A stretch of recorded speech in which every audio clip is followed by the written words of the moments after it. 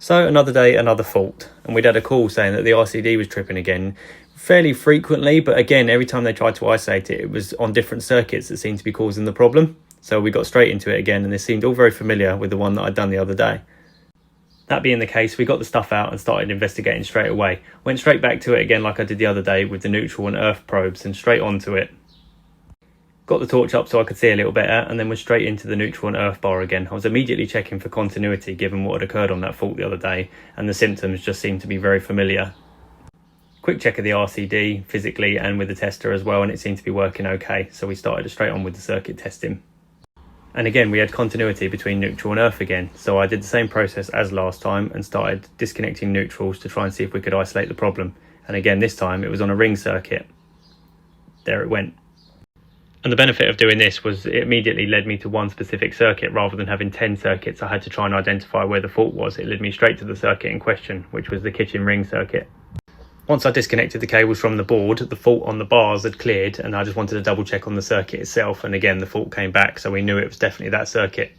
Next thing was to unplug everything on the circuit and be really sure that everything was clear so I could actually start testing the cables themselves, and then as usual pick a point in the circuit and disconnect it so I could then test one leg and the other, and again quite quickly we could tell it was definitely one side.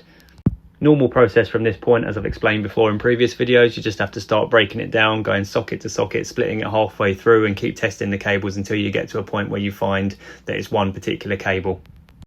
As we do this, we like to liven up the other side of it as we go. When we know it's good, you'll liven it up as a radial, and you can actually physically test with a martindale each socket and see which way that the wiring is done.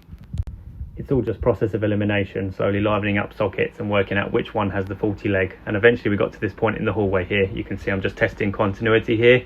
That cable definitely went from that socket to the one I was sitting at, and that was the one that had the problem. That was where our neutral earth fault was, because that was the last piece of cable that had a fault on it. So I isolated that cable for the time being and then retested all the rest of the circuit. The rest of it was all good. So we're going to quote to rewire that piece of cable and complete the circuit again. And whilst we're here as well, we found a couple of other little no-nos that we need to rectify when we come back. After that, it was a little clean up under every socket we've been to, and then we were done. So now I've got to send a quote to the customer and hopefully get on with the rest of the work. And that was that for another fault find. Follow us for more.